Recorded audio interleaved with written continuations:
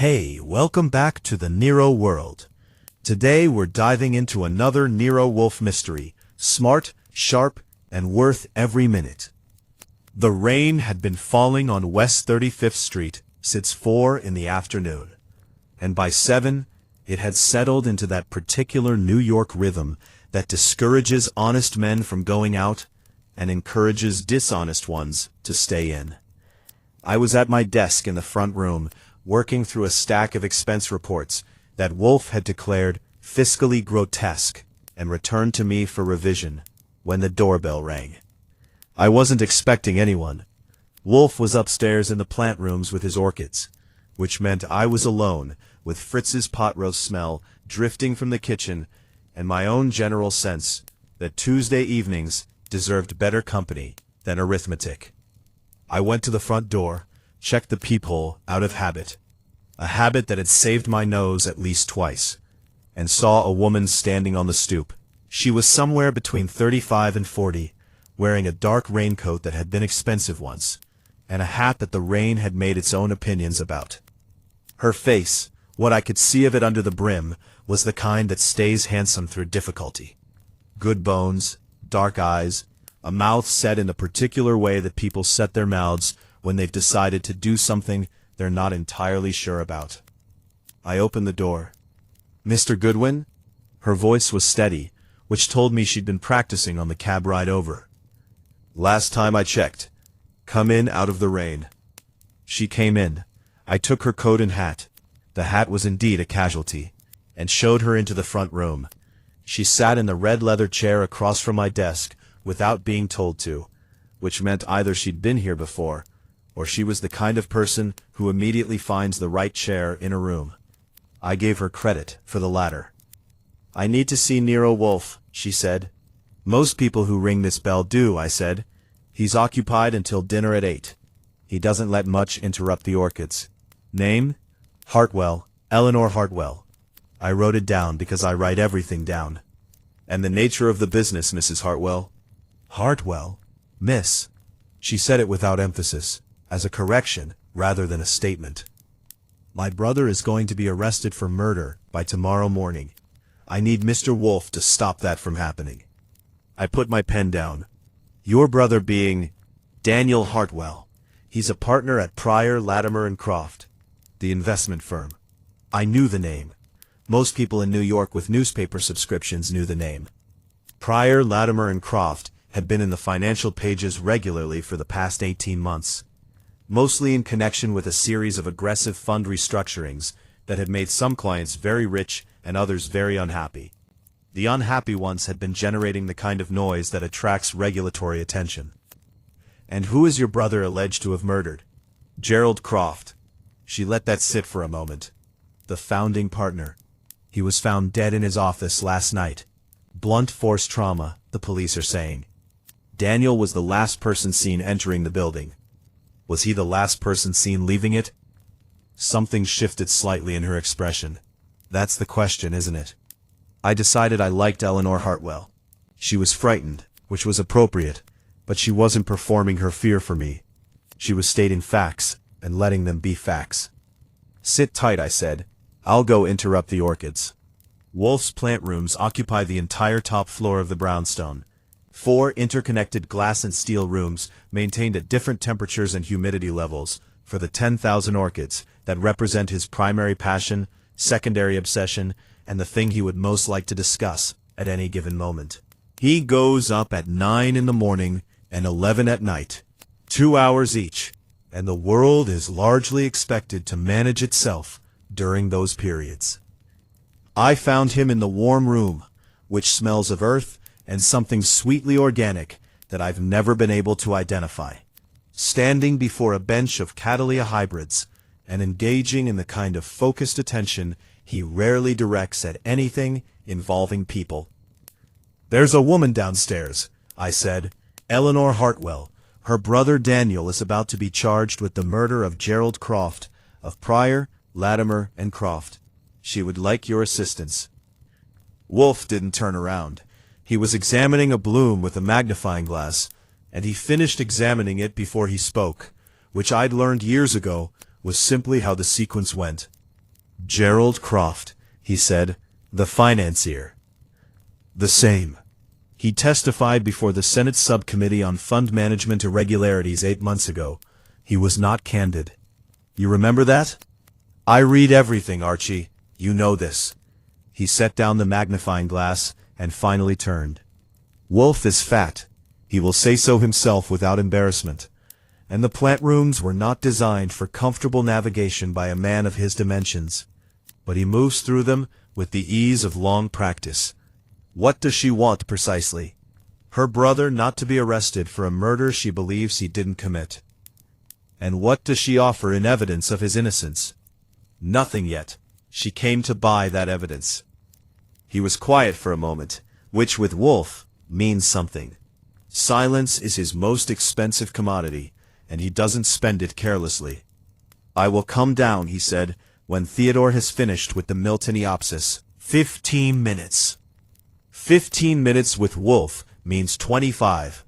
But I went back down and told Miss Hartwell he'd be along shortly. And I poured her a glass of water, because she looked like someone who needed something to do with her hands. When Wolfe finally descended, the elevator, as always, stairs are for people who don't object to effort. He crossed the office to his enormous custom chair behind the desk, settled into it with the careful deliberateness of a man positioning something valuable, and regarded Eleanor Hartwell the way he regards most things, with total attention and no visible warmth. Miss Hartwell, he said, tell me about your brother. She told him. It took 20 minutes, and I took notes. Daniel Hartwell, 42, had joined Pryor, Latimer & Croft 9 years ago as a senior analyst, and worked his way to junior partner over 7 years. He was, by Eleanor's account, methodical, private, and constitutionally incapable of the kind of recklessness that gets people murdered or charged with murder. He had been summoned to Croft's office at 9 the previous evening by a telephone call, one witnessed by his wife, who had been sitting across the dinner table when it came. He had gone. He had returned at 11:15. At 7:40 this morning, 2 detectives from the Midtown North Precinct had appeared at his apartment asking questions about Gerald Croft's death, and by 10 o'clock his attorney had informed Eleanor that an arrest was likely before morning. What was the purpose of the meeting? Wolfe asked. Daniel said Gerald wanted to discuss the Meridian restructuring.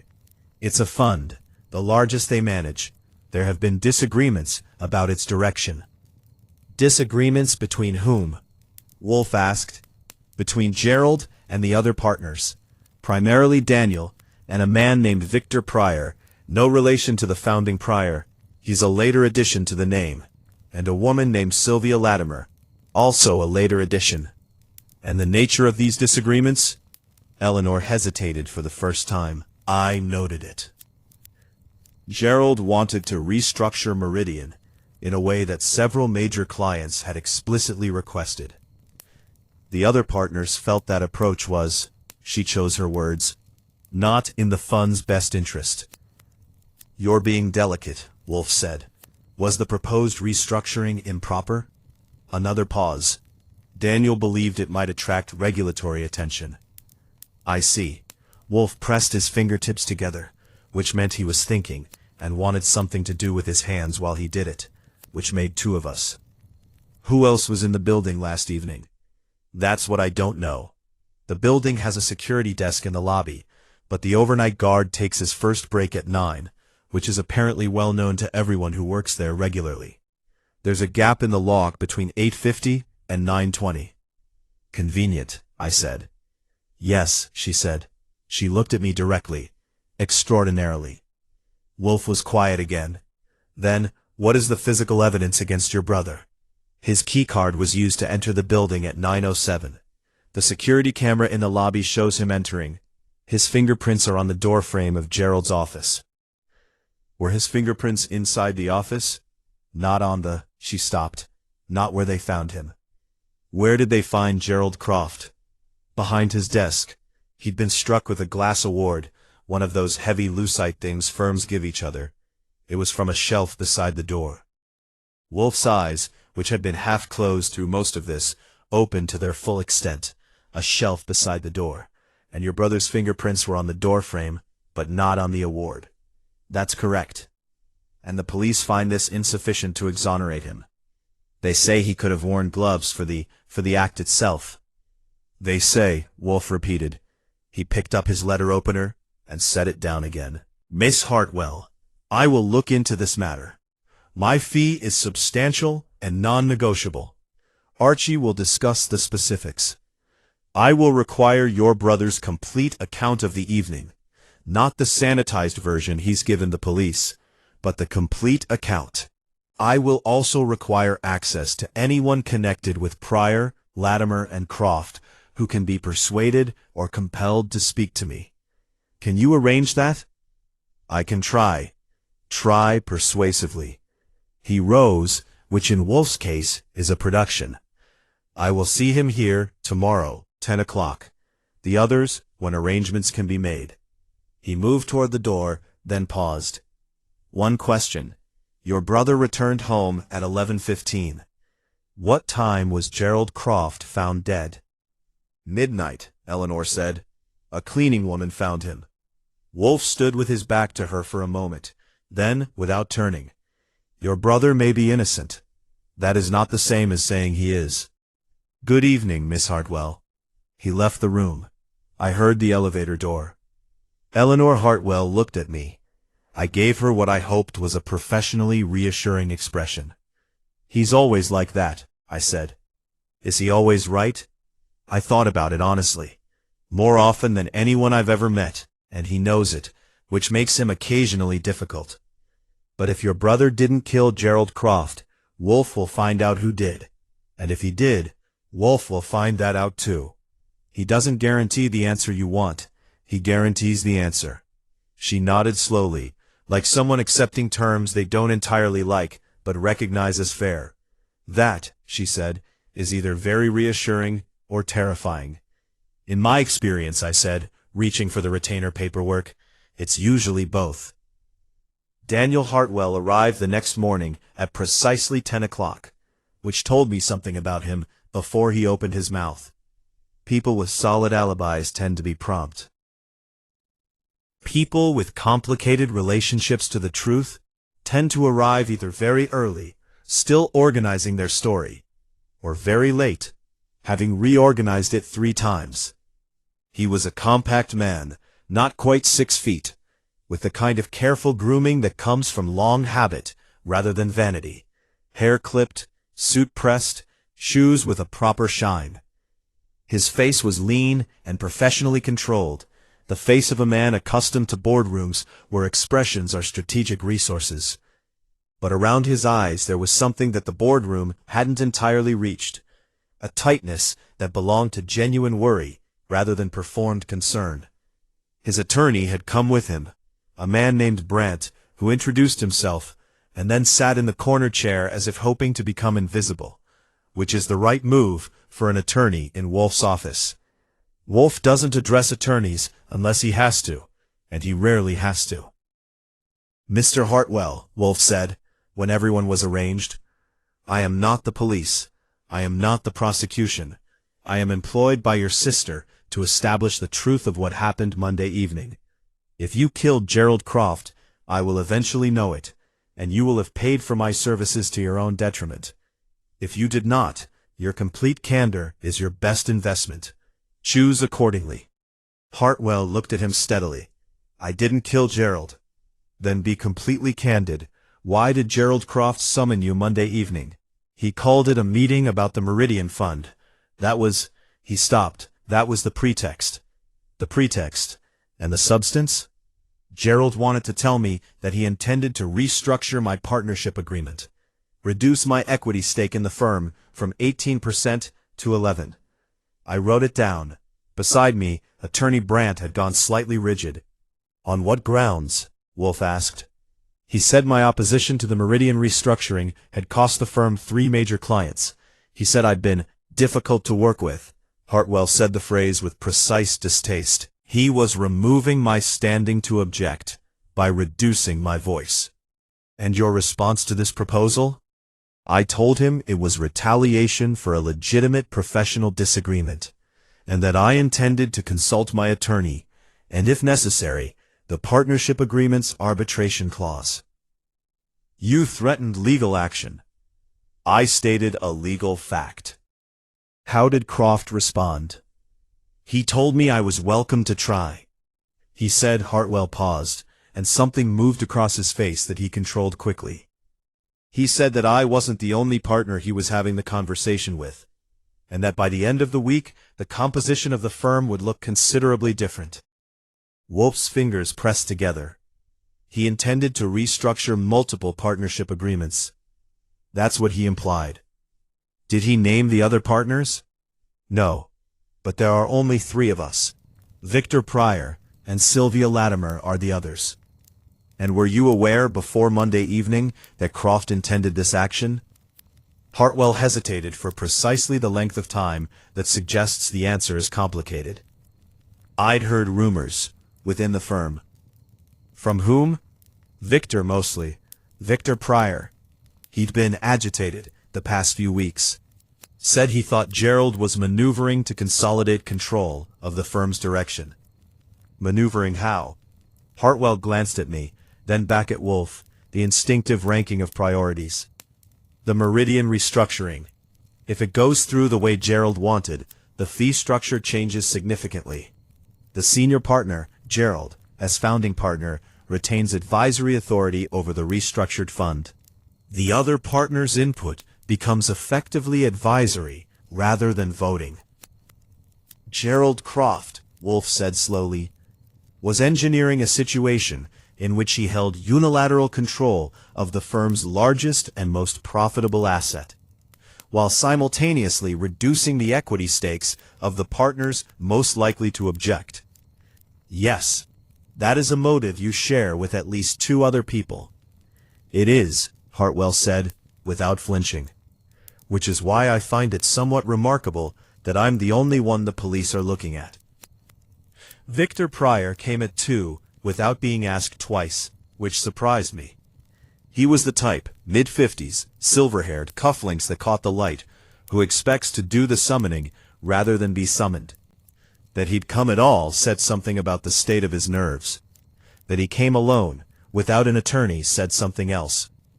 I've nothing to hide, he announced, upon settling into the red leather chair, as if announcing it preemptively cancels the need to hide things. Few people who do have nothing to hide find it necessary to say so, Wolfe observed mildly. Tell me about Monday evening. I was at a dinner, the Century Club, table of 8, 6 o'clock until, he considered, 10:15, I should think. Any of 7 people can confirm it. I'm certain they can, Wolfe said. You knew Gerald Croft intended to restructure your partnership terms? A pause. The silver hair didn't move. I'd heard that he was considering it, he said. Considering, not intending. It was, in discussion. With you? He'd mentioned it, in general terms. He mentioned reducing your equity stake in general terms. Pryor's jaw tightened, almost imperceptibly. He mentioned that the firm's equity distribution was due for review. And you understood that review to be in your favor, did you, prospectively? A long moment. So you knew you were to be diminished, as Daniel Hartwell was to be diminished. And you attended a dinner at the Century Club the same evening Gerald Croft was murdered. That is either very convenient or very wise. I hope, Pryor said carefully, that you're not suggesting. I am not yet suggesting anything, Wolfe said. I am noting. Do go on. Tell me about your relationship with Miss Latimer. Whatever Pryor had expected, that wasn't it. I saw it, a fractional widening, quickly closed. Sylvia is a partner. We work together. We have a professional relationship. Only professional?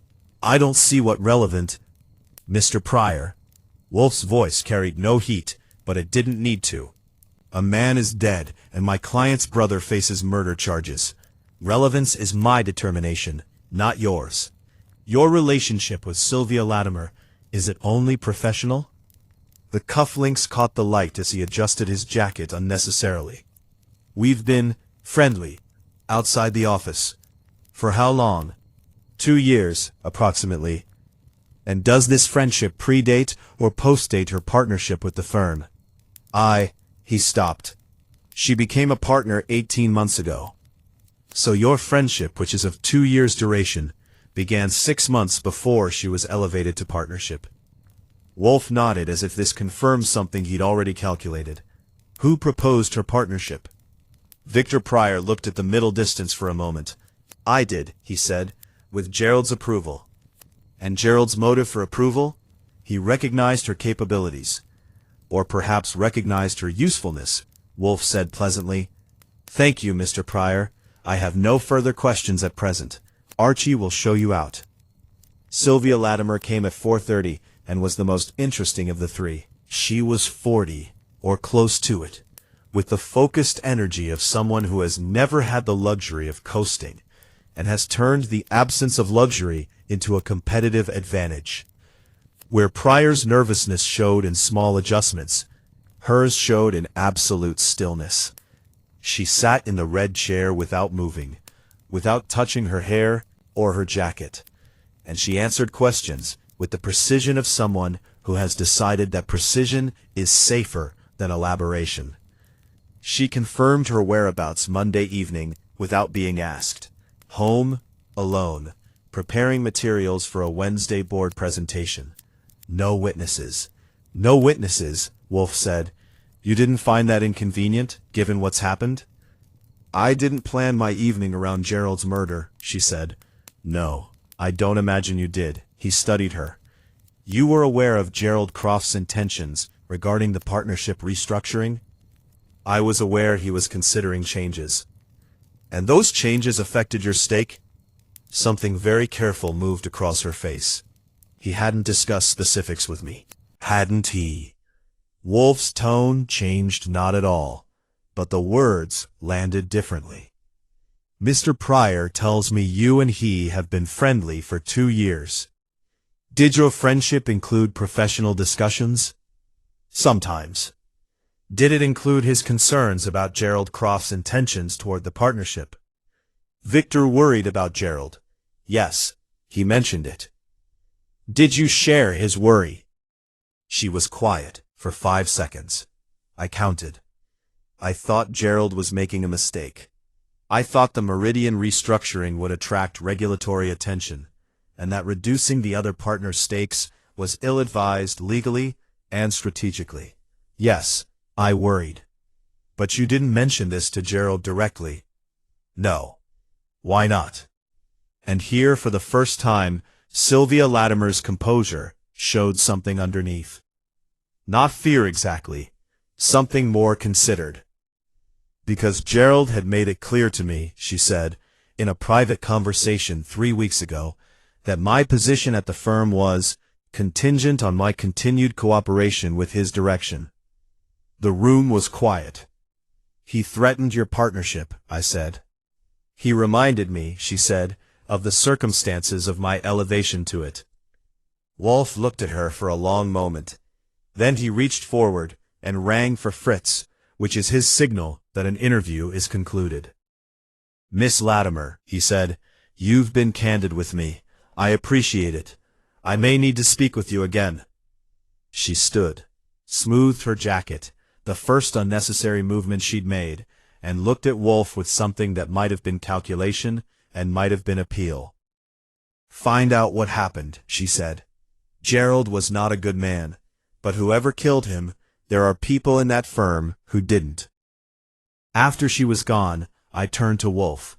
He was looking at the ceiling with his eyes half closed, which meant he was thinking hard about something he wasn't ready to say.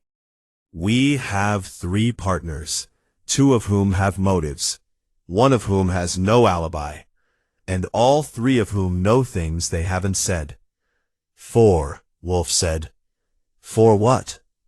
4 people who know things they haven't said. He lowered his gaze from the ceiling. We haven't yet spoken to the 4th partner in this arrangement, the one who isn't in the firm's name and doesn't appear in any document, but whose presence is, I believe, central to everything that happened Monday night. "And who is that?" But he was already reaching for his book, which meant the answer would come when it came, and not a moment before. I went back to my desk and looked at my notes. Victor Pryor with his alibi and his nervous cufflinks. Sylvia Latimer with her stillness and her threat. Daniel Hartwell with his fingerprints on a doorframe and a conversation that ended in something worse than anger. 3 people with reasons to want Gerald Croft dead. 1 man whose fingerprints were at the scene. And Wolfe, across the room, reading Montaigne with the expression of someone who has already found the first thread and is deciding how hard to pull it. Wednesday morning, I did what Archie Goodwin does when Nero Wolfe is thinking. I went out and found things out. My first stop was the building on 48th Street that housed Pryor, Latimer, and Croft, or had housed Gerald Croft until someone introduced him to the Lucite Award on his own shelf. It was the kind of building that financial firms favor. Old limestone exterior, lobby with marble floors, the general impression of solidity and probity that is worth approximately what it costs in Midtown Manhattan rent. The day security man was named Torres, and he was helpful in the way that people who've spent the last 36 hours being questioned by homicide detectives are helpful, which is to say, thoroughly, and with the barely suppressed relief of talking to someone who doesn't have the power to make his life worse. "The overnight log," I said. "I'm told there's a gap between 8:50 and 9:20. Keenan, that's the overnight man, takes his break at 9. Always has. Smoke break out back. It's maybe 15, 20 minutes. And during those 15 or 20 minutes, the lobby is unwatched. There's cameras, but no human observation." Torres acknowledged this with the particular expression of a man who knows this is a problem and isn't responsible for it. "The camera footage," I said. "I know the police have it, but you've seen it. Who came in between 9 and 9:20? He hesitated. I put my card on the desk and let it sit there. "The police have the footage," he said. "I'm asking what you remember, not what's on tape." Another hesitation. Then, "The Hartwell guy came in at 9:07. That's confirmed. Anyone else?" There was someone else on the footage, coming in at 9:14. I kept my voice level. "And the police are aware of this?" Torres's expression became something careful. "They have the footage. But they haven't mentioned it publicly, or made any arrests related to it." "I don't know anything about arrests." "Of course not. Can you describe what you saw?" "Medium height, dark coat, hat pulled down, could have been a man or a woman, honestly. Turned away from the camera, like they knew where it was." "Like they knew where the camera was," I repeated. "Yeah, it was deliberate, kind of. The angle." I thanked Torres, collected my card, and went to find coffee and think about what someone who knows where the cameras are and knows when the security guard takes his break looks like in the context of a firm where everyone has worked in that building for years. It looked like an inside job, which everyone already suspected. The question was which inside. And I need to know if there's a 4th name attached to the Meridian Fund that doesn't appear in the public documents. Timeline? Yesterday would be fine. He disconnected without pleasantries, which is one of the things I admire about Saul. When Wolfe came down at 6, I gave him the medical examiner's details and the information about the second person on the security footage. He listened from behind his desk, his eyes closed, a small glass of the Remmersacker he favors in warm weather, positioned at his left hand. "The police have the footage and know about the second entrant," he said. It wasn't a question. Torres was careful about saying so, but yes. And yet Daniel Hartwell remains their primary focus. His fingerprints are at the scene. The other person's identity is apparently unclear from the footage. The other person turned from the camera deliberately. He opened his eyes. That requires knowledge of the camera's location. Who would have such knowledge? Anyone who'd worked in the building, any of the partners, or an employee below partner level, or a client who'd visited regularly, or someone told where the camera was by any of those people. He picked up the wine. It is not a small pool. No, but it narrows when you ask who also knew that Keenan takes his break at 9. Also not a small pool. Known to everyone who works there, per your Mr. Torres. Known to everyone who works there, I agreed, and known to anyone who'd been told, like a person planning in advance. Wolfe was quiet, turning the glass. Archie. Gerald Croft was struck from the front first. What does that tell you? I thought about it. He saw it coming, or at least he saw the person. It wasn't a surprise in terms of who was there, possibly a surprise in terms of what they did. He was facing them. They were close enough for a conversation, and then close enough for a blow. The first blow was, let us say, the moment of decision. Unexpected even to the killer, perhaps, or carefully planned, but requiring proximity. And then the second blow. He set the glass down. The second blow tells us something about the killer's state of mind.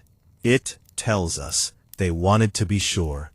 It tells us they were angry, or frightened, or both. A calculated murder requires only certainty. The second blow was feeling. Fritz appeared to announce dinner, and Wolfe rose with the alacrity he reserves exclusively for meals and orchids. There is, he said, pausing in the doorway, a detail in what Miss Hartwell told us that I have been considering since yesterday evening. She said Daniel received a telephone call at dinner, witnessed by his wife, summoning him to the meeting. Right. Gerald Croft called him. Yes. Then Gerald Croft chose 9 o'clock. Gerald Croft established the time of the meeting. He turned to face me. Which means Gerald Croft either knew about the gap in security coverage and planned accordingly for some reason of his own, or Gerald Croft did not plan accordingly, and someone else used the established meeting time to ensure that when they arrived, the guard would be on his break. I looked at him. Someone who knew Daniel would be there at 9. Someone who used Daniel as cover.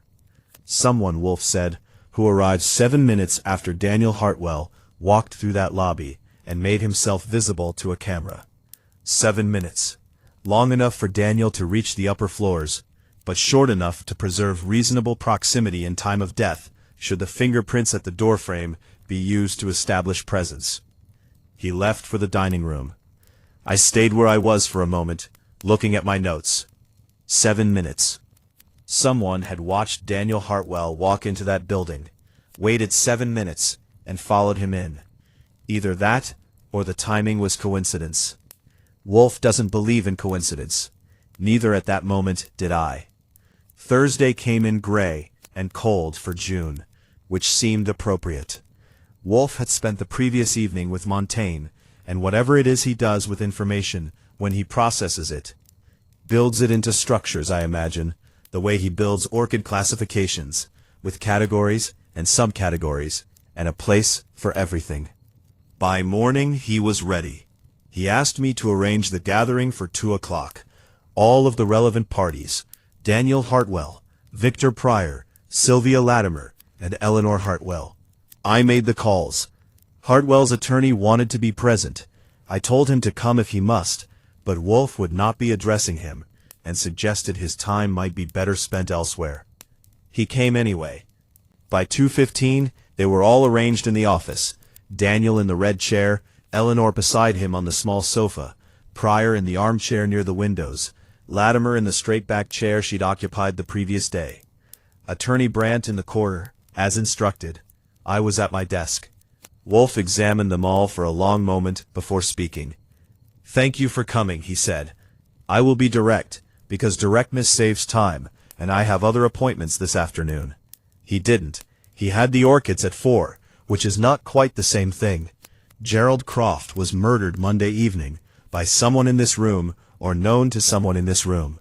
I am going to ask some questions, and I would encourage candor, because the police will eventually ask the same questions, and they are less patient than I am, and rather less discreet. Pryor shifted slightly. Latimer did not. "Mr. Pryor," Wolfe said, "you told me your dinner at the Century Club concluded at approximately 10:15. 10:15, yes. You took a car home afterward? A cab, yes. From the Century Club to your apartment on East 64th. The normal route at that hour would be, Archie? I had looked it up. 12 to 15 minutes, depending on lights. So you arrived home at approximately 10:30. About that, yes. And yet your building's doorman logged you in at 10:52. Wolfe said it without drama, which made it more dramatic. That leaves a gap of approximately 22 to 37 minutes unaccounted for. Pryor's face went through something controlled. I may have stopped to get some air. It was a long dinner. You walked for 20 to 30 minutes in the vicinity of Midtown. I sometimes do. In the vicinity of 48th Street? A pause. A real one with weight. I walk, Pryor said. I don't narrate my routes. No. Wolfe's tone remained mild. But the security camera at a building on 48th Street may have narrated it for you. The police have the footage, Mr. Pryor. I have described to you what is on it. This was, strictly speaking, a slight overstatement of what we knew. What we knew was that the police had footage of a figure in a dark coat entering the building at 9:14. We did not know what the police had between 9:14 and the building's other cameras at other times. But Wolfe was not under oath, and the impression he created was instructive. Victor Pryor looked at the window for several seconds. I didn't go inside, he said finally. You were in the vicinity. I walked past. I was thinking about what Gerald had told me. What had Gerald told you? Another pause, longer. I watched Pryor conduct some internal negotiation, and watched him conclude that the negotiation wasn't going in his favor. That my stake in the firm was being reduced to 8%. That Sylvia's agreement with me, he stopped. Looked at Sylvia Latimer, who was watching him with an expression of absolute neutrality. That the arrangement between myself and Sylvia personally would be awkward for the firm going forward. And that if I wanted to maintain my current professional relationship with the firm, the personal relationship would need to end. The room was quiet. He was blackmailing you, Sylvia Latimer said. Her voice was flat and informative. He was applying leverage. He was blackmailing you. He told me the same thing on the other end. She turned to Wolfe. He told me that the circumstances of my partnership, meaning Victor's support and advocacy, had created a conflict of interest that he intended to resolve. If I cooperated with the Meridian restructuring and ended my personal relationship with Victor, my partnership's stake would remain unchanged. If I didn't, it would be restructured. She used the word with precise contempt to reflect my reduced value to the firm. And this conversation took place when? Wolfe asked. 3 weeks ago. As I told you. Wolfe looked at Pryor. And yours? Last Friday. 4 days before he was murdered. Wolfe pressed his fingertips together. Gerald Croft spent his final weeks constructing a situation of considerable personal power. He controlled Daniel Hartwell through the threat of reduced equity. He controlled Victor Pryor through the threat of professional embarrassment and the termination of a personal relationship. He controlled Sylvia Latimer through the threat of both and the implication that her partnership itself was his to give or take. He paused. He had made himself, in effect, the indispensable center of 3 people's professional and, in 2 cases, personal lives. And then someone killed him. Daniel Hartwell, who had been sitting with the careful stillness of someone who has decided silence is their best remaining asset, spoke for the first time. He called me to his office to deliver a sentence, he said. Not to negotiate, to announce. He'd already decided. The meeting Monday was theater. He wanted to see my face when he told me.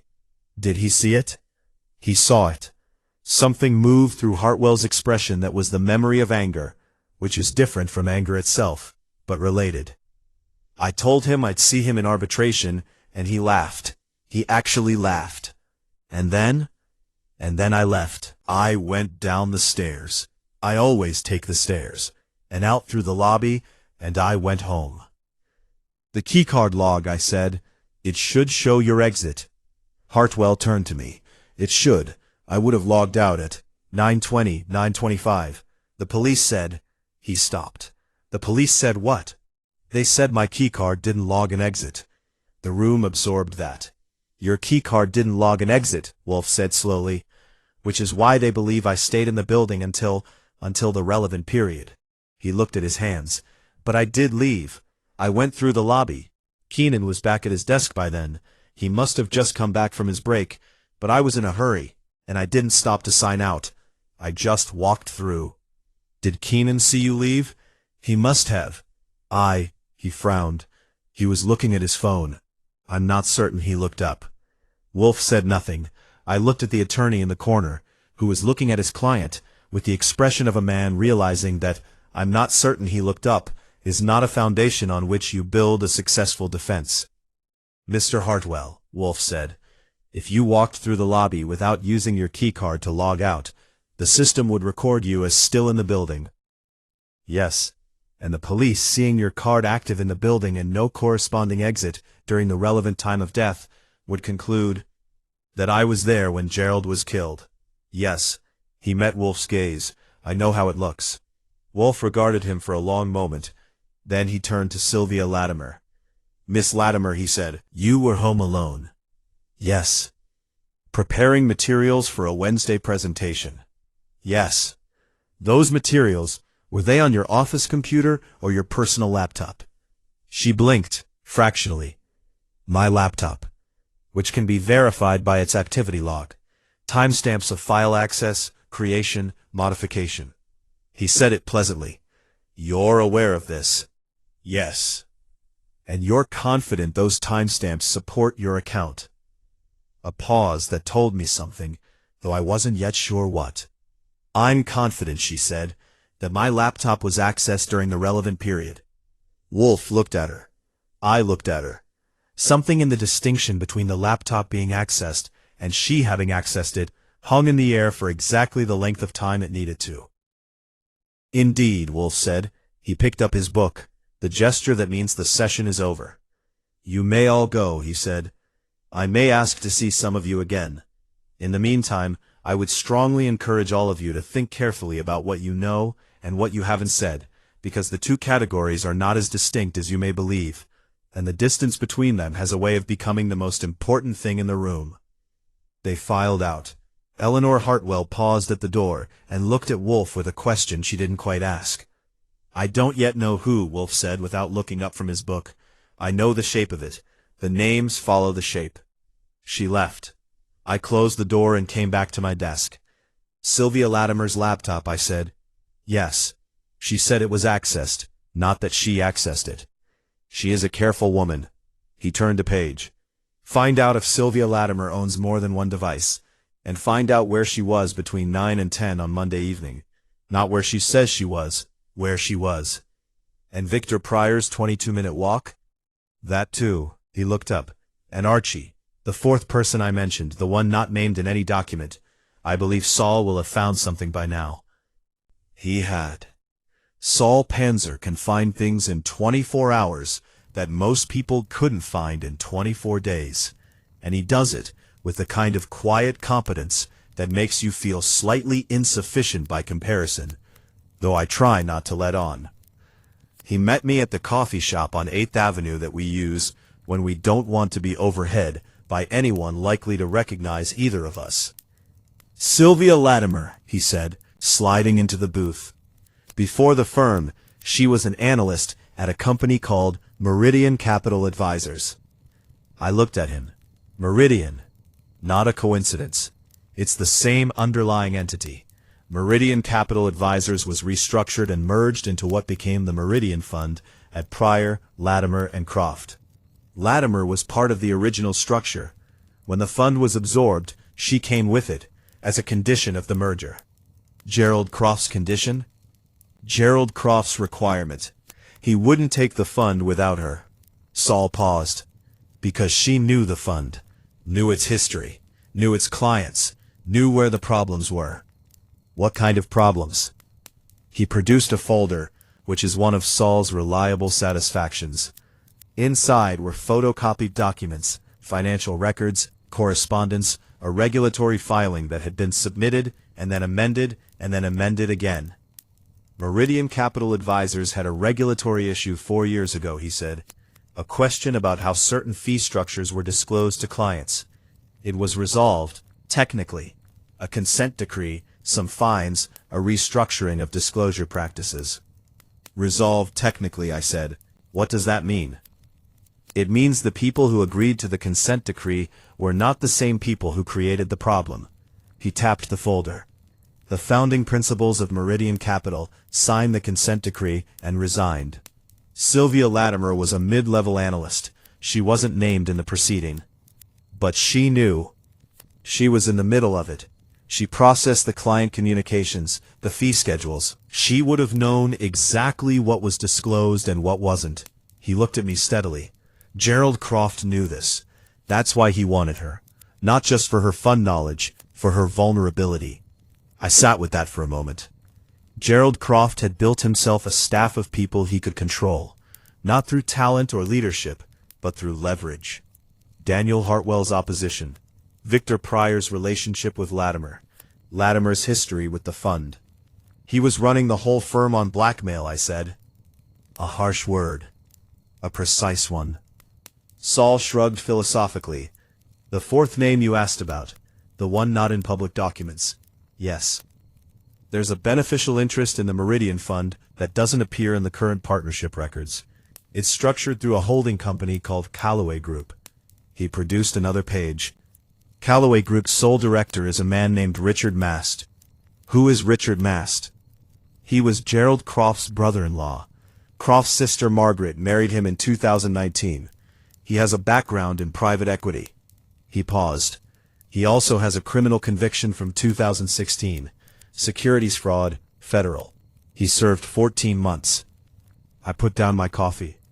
A convicted securities fraudster with a beneficial interest in a fund managed by a firm with regulatory history, I said. That's the thing Daniel Hartwell was concerned about. And the thing Gerald Croft was protecting, Saul said. The Meridian restructuring, the one the other partners were objecting to, it consolidates the fee structure in a way that increases the return to the beneficial interest significantly. It also, he pointed to a clause in the documents, reduces the transparency requirements to beneficial interest holders.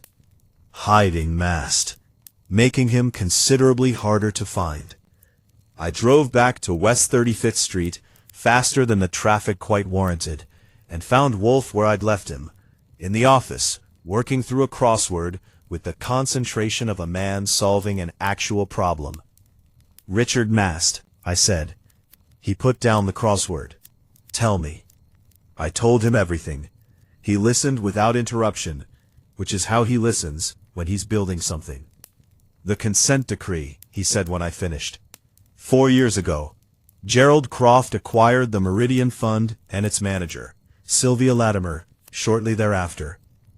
18 months after the decree, Latimer becomes a partner 14 months after that. Gerald Croft acquired a fund with a buried history, an insider who knew that history and could be controlled because of it, and a brother-in-law with a criminal record whose interest in the fund needed to be protected from scrutiny. He was quiet. He was not merely arrogant. He was reckless, and his partners knew enough of it, separately, to constitute a threat to the entire structure. Which is why he was consolidating control, I said, before someone blew the roof off. Or before the regulatory review that the Meridian restructuring was apparently designed to preempt. Wolfe picked up the crossword and then set it down again. Archie, I told you there was a fourth person who knew something they hadn't said. I need to speak to Richard Mast. He might not come. He will come, Wolfe said, with the absolute certainty of a man who knows what leverage is and how to apply it. When you explain to him what we know and what we haven't yet told the police. I got his number from Saul. He came the following morning. Richard Mast was not what I expected, which is a reminder not to expect. He was a quiet man, 50-ish, with the look of someone who had been through something that reorganized his priorities. The federal conviction, presumably, and 14 months that would reorganize anyone's priorities. He sat in the red chair, with his hands folded, and heard Wolfe lay out what we knew. And then he said, "I've been expecting this conversation." "Have you?" Wolfe said. "Not with you specifically, with someone." He looked at his hands. "Gerald told me in March that the restructuring would solve the exposure problem. I told him I wasn't sure restructuring solved anything. It just moved it." "You were concerned about legal exposure." "I'm always concerned about legal exposure. It has a way of finding me." He said it without self-pity, as a statement of fact. "I told Gerald in March that I wanted out, that I wanted my interest bought out, at current valuation, and my name removed from any connection to the fund. He refused. Why? Because my interest in the fund is the mechanism through which certain fee arrangements are structured. Removing me requires restructuring those arrangements." He paused. "In ways that would be visible to the partners, in ways that would require explanation." "He couldn't remove you without exposing what you were there for," I said. "Essentially." Wolfe studied him. "Where were you Monday evening, Mr. Mast?" "Home. With my wife. Gerald's sister. I can give you her number." He looked up. "I know you'll check." "I will. Did Gerald tell you about the meeting he'd arranged with Daniel Hartwell?" "He told me he was settling things. His word." Something crossed Mast's face that was too complicated to name. Gerald was a man who believed that every problem could be managed, usually by applying sufficient pressure to the right person. He was quiet for a moment. He wasn't wrong, often. That's the frightening thing. But he was wrong about Monday, Wolfe said. He was wrong about Monday. After Mast left, the office was very quiet. Outside, West 35th Street went about its business, indifferent. "Someone in that building Monday evening," I said. "Not Mast. His alibi will check out. I can feel it. Someone who went to finish what Gerald Croft was doing, and ended up finishing Gerald Croft instead." Wolfe had his fingertips together again. His eyes were closed. "Someone who knew about the second entrant on the security footage," he said. "Someone who understood that if the police had that footage and hadn't used it, there was a reason. Because they don't know who it is. Or," Wolfe said carefully, "because they do know who it is, and the knowledge creates a complication." I looked at him. "The police know who was on that footage?" I said. "I believe they know, and are currently undecided about how to proceed. Because identifying the second entrant creates an evidentiary problem that is more complex than simply arresting Daniel Hartwell." He opened his eyes. "Call Inspector Kramer. Tell him I would like to see him tomorrow morning at 9. Tell him I have information material to the Croft murder, and that he will want to hear it before making any arrests." Inspector Kramer and Wolfe have an arrangement that resembles a marriage in its combination of deep mutual need and unrelenting irritation. Kramer hates coming to the brownstone. He hates it the way you hate the thing that you know you have to do and will keep doing. But he comes. I made the call. Kramer arrived at 9:07. I noted the time because it was the same as Daniel Hartwell's keycard log, which seemed either meaningless or appropriate, and settled into the red chair with the expression of a man who has decided not to enjoy himself and is committed to the decision. He is a large man, Kramer, with the patience of a steamroller and the subtlety of slightly less than that. He's a good cop, which means he's persistent and occasionally right about things he has no business being right about. He and Wolfe have cracked several cases that neither could have cracked without the other, and both of them find this deeply annoying. "You said material information," he said, without preamble. "I did," Wolfe said. "Before I share it, Inspector, I'd like you to share something with me. The security footage from Monday evening at the building on 48th Street. You have identified the second entrant." A look I'd seen before. The look of someone deciding how much to concede, and recognizing that conceding nothing will get him nothing in return. "We have a person of interest," he said, Who is not Daniel Hartwell? Who is not Daniel Hartwell? And whose identification has created a complication you're navigating? Kramer's jaw tightened. I'm not here to discuss our investigation. You're here because my investigation and yours have arrived at intersecting conclusions, and neither of us has the complete picture. Wolfe poured his morning coffee, the good one, from the kitchen, not the general-purpose pot, and did not offer any to Kramer, which is a habit that Kramer has long since accepted as a feature of their arrangement. I'll tell you what I know, then you'll tell me what I've missed, and we'll both know something we didn't before. So Wolfe laid it out. Not everything, not Saul's material on Richard Mast, because there was a strategic question about when to deploy that, but the structure of it, the blackmail architecture Gerald Croft had constructed, the three partners each leveraged and controlled, the Meridian Fund's buried history, the consent decree and Latimer's role in it, Pryor's walk that didn't quite account for his time, Hartwell's uncoded exit from the building. Kramer listened without interrupting, which is a reliable sign that he's hearing something he didn't have. When Wolfe finished, Kramer was quiet for a moment. Latimer, he said. Yes. The second figure on the footage, medium height, dark coat, turned from the camera. Sylvia Latimer is of medium height and would know the camera's location, as would Pryor. Wolfe set down his coffee. But you've identified the second entrant. Kramer looked at the window, then at Wolfe, then at me, as if seeking the exit, which wasn't there. The footage from the hallway on the 18th floor, he said. Better angle. The figure removed the hat in the elevator. We have a face, and the face belongs to neither Latimer nor Pryor. He paused. It belongs to a woman named Diane Croft, Gerald Croft's wife. The office went quiet in a specific way. The way that happens when something falls into place that you should have seen earlier and didn't. I looked at Wolfe. He was unsurprised. That is the most reliable evidence that a theory is correct. Not the surprise of the revelation, but the absence of it. She knew, I said, about Mast, about the fund, about all of it. She's Gerald Croft's wife, Wolfe said. She would have known everything that gave her husband power. The question is what she decided to do with the knowledge, and when. Kramer stood. We've been building a case.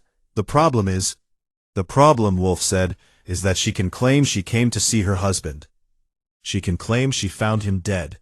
She can claim any number of things, and without physical evidence placing her at the moment of impact. The Lucite Award was wiped. Hartwell's prints on the doorframe are explained by his visit. We have her in the building. We have the timing.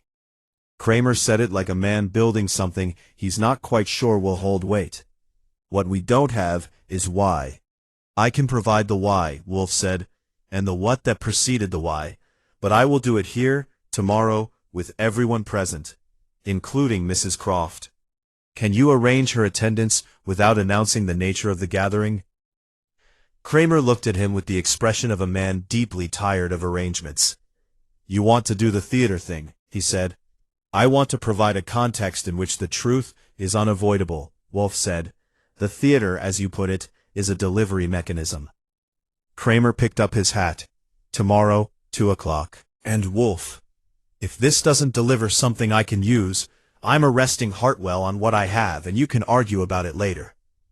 It will deliver, Wolfe said. After Kramer left, I turned to Wolfe. He was leaning back in his chair, eyes on the ceiling. Diane Croft, I said. Yes. How long have you known? I suspected from the first evening, he said. When Eleanor Hartwell told us the body was found by a cleaning woman at midnight. Gerald Croft summoned his junior partner to his office at 9 o'clock for what was effectively a humiliating ritual of dominance. He was struck between 9:30 and 10:30. A cleaning woman found him at midnight. The building's cleaning service, he looked at me, goes through each floor on a rotation, I said slowly. The 18th floor, Croft's floor, at what time? I looked it up, Wolfe said. 11:30 to midnight. So between roughly 10:30 and 11:30, the body was there and no one found it. No one on record entered the building after our second visitor at 9:14. No one on record left except the cleaning staff after midnight. He folded his hands. Diane Croft used the break in security coverage to enter. She left in the same coverage gap or through the building service exit, which has no camera. And no one looked for her because she is the grieving widow. Because her husband was found by someone else. Because the evidence pointed elsewhere, as she intended it to. I thought about it. She knew Daniel Hartwell would be there. She timed it. She used him, Wolfe said, as a screen, as a reason for fingerprints at the door, as a suspect. He was quiet for a moment. She may not have planned to kill him. She may have come to confront him, as Pryor came to walk past the building and stare at it. But Gerald Croft was a man who, when confronted, applied leverage. And Diane Croft was a woman who had reached the end of her patience with leverage. What did he have on her? That, Wolfe said, is what tomorrow will clarify. I spent Friday morning preparing the office and my nerves in roughly equal measure. Fritz brought in extra chairs. I arranged them in the configuration Wolfe prefers for large gatherings. Suspects in a loose arc facing his desk, enough space between chairs to prevent the kind of solidarity that groups instinctively form when they feel threatened. Comfortable enough to lower defenses, positioned well enough to observe. Wolfe was in the plant rooms until noon, which I've come to understand is part of his process. The orchids are not just a passion, they're his way of thinking in 3 dimensions, moving among living things while his mind does the work that his stillness conceals. He comes down from the plant rooms with decisions made. I called Saul in the morning. Diane Croft, I said, Gerald's wife, what can you find me in the next 4 hours? He called back in 3. What he had was useful, and then some. Diane Croft, née Hargrove, had married Gerald Croft 11 years ago. Before the marriage, she'd had a career of her own, investment banking, a boutique firm in Boston. She'd left her career when they married, which in retrospect was either a life choice or a condition. She had signed, as part of the marriage's financial arrangements, a prenuptial agreement that was fairly standard in one respect, and fairly unusual in another. The standard portion guaranteed her a settlement in case of divorce. The unusual portion contained a non-disclosure clause covering Gerald Croft's business affairs that was, by the standards Saul's contact found the document through, unusually broad and unusually enforceable. He NDA'd his own wife, I said. He NDA'd her before she became his wife, Saul said, which, legally, she signed voluntarily. Which means, if she talked, about Mast, about the fund, about any of it, she'd lose the settlement, potentially face legal action. Saul paused. She's been a prisoner. Financially, legally, for 11 years. There was also this. Gerald Croft had told his attorney. Saul's source was impeccably discreet about their source, that he was considering divorce. The conversation had taken place 2 weeks before his death. The grounds he cited were irretrievable breakdown, but the subtext, as the attorney had understood it, was that Gerald Croft was contemplating a rearrangement of his personal arrangements to match his professional ones. He was going to divorce her on his terms and use the NDA to silence her.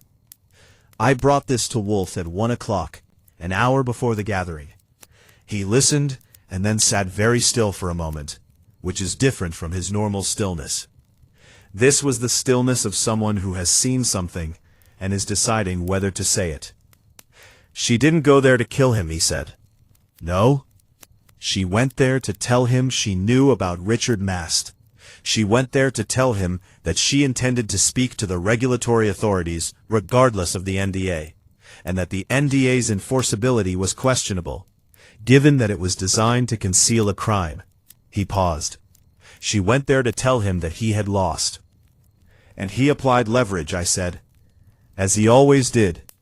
And this time the leverage, whatever particular form it took Monday evening, Wolfe shook his head slightly.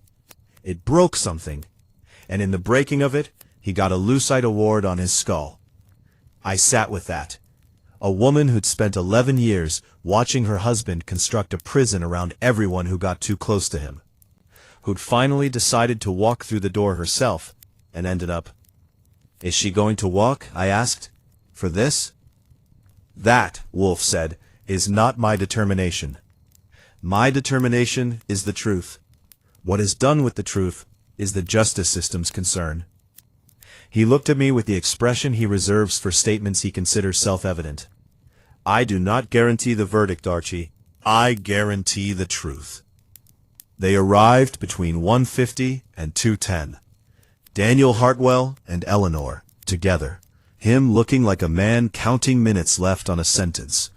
Pryor alone, wearing the studied ease of someone who has had a night to prepare, and has prepared almost enough. Sylvia Latimer, with the stillness that was becoming familiar. Attorney Brandt in his corner. And Diane Croft. She had come when Kramer's people, in plain clothes, presenting themselves as representatives of Wolfe's office, suggested that her presence was required for a private clarification of certain matters. She had come because coming is what you do when you've done what she'd done and the net begins to tighten. You come, you sit down, you wait to see what they have, and you make your decisions from there. She was 50, or close to it, with the particular beauty that comes from once being very beautiful and having learned over decades to wear the changes with intelligence. She sat in the chair I'd reserved for her, slightly apart from the others, not conspicuously, and looked at Wolfe with the expression of a woman who has learned to read runes. She read this one correctly. I saw it. The fractional recognition, the adjustment of posture that is the body preparing for something the mind already suspects. Kramer was there too, in the chair nearest the door, with a detective I didn't know, named Foley. Foley had a recording device, which everyone pretended not to notice. Wolfe waited until everyone had settled. Then he began.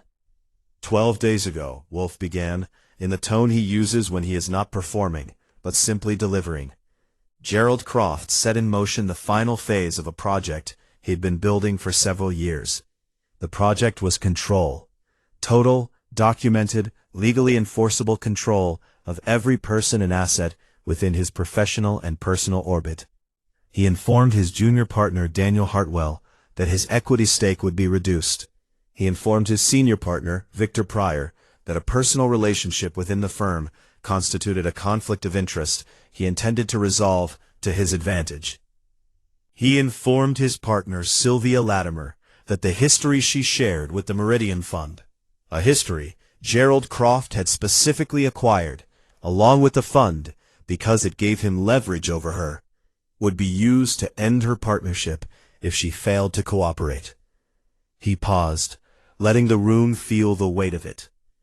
And he began, through his attorney, the process of initiating a divorce from his wife, a divorce structure to invoke a non-disclosure agreement she had signed before their marriage, which would have silenced her regarding his business dealings, and left her with substantially less than the life she'd built over 11 years. He looked at Diane Croft for the first time since she'd entered the room. She looked back. She didn't look away. Gerald Croft, Wolfe said, had a gift for identifying the thing a person most needed to protect, and using that thing against them. Daniel Hartwell needed his professional standing. Victor Pryor needed his relationship with Sylvia Latimer. Sylvia Latimer needed her position and the buried history that Gerald held over her. And Diane Croft needed the financial security that the marriage, and only the marriage on Gerald's terms, could provide. He turned slightly to address the room as a whole. He was killed by the person who had the most to lose and the least remaining to protect. When Gerald Croft told his wife, 2 weeks before his death, that he intended to divorce her on terms that would leave her silenced and diminished, he made an error he had never made before. He underestimated the consequences of having nothing left to lose. "You're saying Diane," Victor Pryor started. "I am not inviting comment," Wolfe said without raising his voice. "I am explaining." Mrs. Croft learned from her husband that the divorce was proceeding. She also knew, because she had spent 11 years in proximity to Gerald Croft's business life, because she was not a passive observer, but an intelligent one, about Richard Mast, about the Meridian Fund's history, about the consent decree, about the structure of control her husband had built. She decided to use this knowledge, not to expose Gerald publicly. The NDA prevented that without cost, but to confront him directly with it. To tell him that she intended to speak to the regulatory authorities, that she was willing to accept the legal consequences of breaking the NDA, and that if he proceeded with a divorce, she would take his entire professional structure down with her. The room was absolutely quiet. I could hear traffic on West 35th Street, 4 floors below. She went to his office Monday evening, Wolfe continued. She knew Daniel Hartwell had been summoned there at 9. She had means of knowing the firm's schedule. She used the gap in security coverage to enter the building at 9:14, after Hartwell's arrival, knowing that his presence would explain any incidental evidence of another visitor. She went to Gerald Croft's office. She told him what she intended. He looked at Diane Croft again. And he laughed, she said. It came out quietly, the way things come out when you're past the point of deciding whether to say them. He laughed, she said again. I had spent 3 weeks preparing what to say. Every argument, every piece of evidence I'd accumulated, every regulatory contact I'd identified. I laid all of it out, and he looked at me. She stopped. He told me that I had no idea what I was talking about, that the regulatory exposure had been handled years ago, that the NDA would destroy me financially and legally before I finished a single conversation with anyone who mattered. That I was, as he put it, a housewife who had confused watching her husband work for understanding it. The room received that in silence. And the award, Wolfe said, not unkindly. The award that was on the shelf beside the door. I was leaving, she said. I had decided I was going to leave and find another way. I don't know what other way, but I was done. She looked at her hands. He told me that if I spoke to anyone about any of this, he would ensure that my mother, she's 82, she has a small estate, would be subject to a lawsuit for a debt my mother was unaware she had co-signed for a business of my brother's, 20 years ago. He had found it. He had been saving it. She looked up. He was going to use my mother. The silence that followed was the kind that contains a verdict, though not the legal kind. I didn't plan it, she said. I want you to know that. I'm not sure it matters. It may matter to a jury, Wolfe said. I am not a jury. The jury's role is judgment. Mine is truth. He turned to Inspector Kramer. You have on your footage Diane Croft entering the building at 9:14. You have the medical examiner's estimate of time of death between 9:30 and 10:30. You have her departure, which I believe your review of the service exit footage will confirm, before 10:45. You will find, if you examine the sleeves of the coat she wore Monday evening, traces of the same material as the Lucite award, a transfer that occurs with the kind of blow delivered from above and to the right, which produces a specific pattern of spray on the sleeve of the arm delivering the blow. You will find no such traces on Daniel Hartwell's clothing, because he was not there when the blow was struck. Kramer was on his feet. Foley was already moving. Diane Croft sat still and waited for what came next, with the expression of someone who has done the terrible thing and is now on the other side of it, where there's nothing left to carry, because everything has already happened. Mrs. Croft, Kramer said, with the formality that the moment required. She nodded. She stood. She looked briefly at Wolfe. Will he be all right? She said. Hartwell. The charges against Daniel Hartwell will be withdrawn, Wolfe said. Yes. She nodded again, and let Kramer's detective take her arm, and walked out of my boss's office, with more composure than most people bring to far lesser moments. The room emptied in stages. Pryor first, with the briskness of a man escaping something, though what he was escaping exactly was unclear, since none of it was his fault, and all of it had been happening to him. Latimer followed, pausing at the door to look at Wolfe, with an expression that contained gratitude and wariness in approximately equal measure, and he nodded to her without comment. Daniel Hartwell sat for an extra moment, his sister's hand on his arm. He looked like a man trying to remember how to be something other than a man about to be arrested. "Thank you," Eleanor said to Wolfe. "I did not prove your brother innocent," Wolfe said. "I proved what happened. The distinction matters." "Not to us," she said. After they left, the office was very quiet. Fritz appeared with beer, the second of the day's 2 allotted bottles, and Wolfe took it with the care of a man receiving something deserved. I sat at my desk and looked at my notes. 3 suspects with motives. 1 killer. An architecture of control and leverage that had finally, one Monday evening in a midtown office, produced the thing that such architectures always eventually produce. Someone at the end of a corridor with nothing left to lose. "Did you know it was her when Eleanor came in that first night?" "I suspected it was the wife by the following morning," he said. The phone call. Gerald Croft summoned Daniel Hartwell to his office at 9 o'clock. That time was known to Daniel Hartwell, to Daniel Hartwell's wife, and, if his office schedule was accessible through the firm's shared calendar, to anyone at Pryor, Latimer, and Croft. But Diane Croft is not anyone at the firm. She would have had to be told, or she knew another way to find out. She had spent 11 years learning to navigate her husband's professional life without being noticed doing it.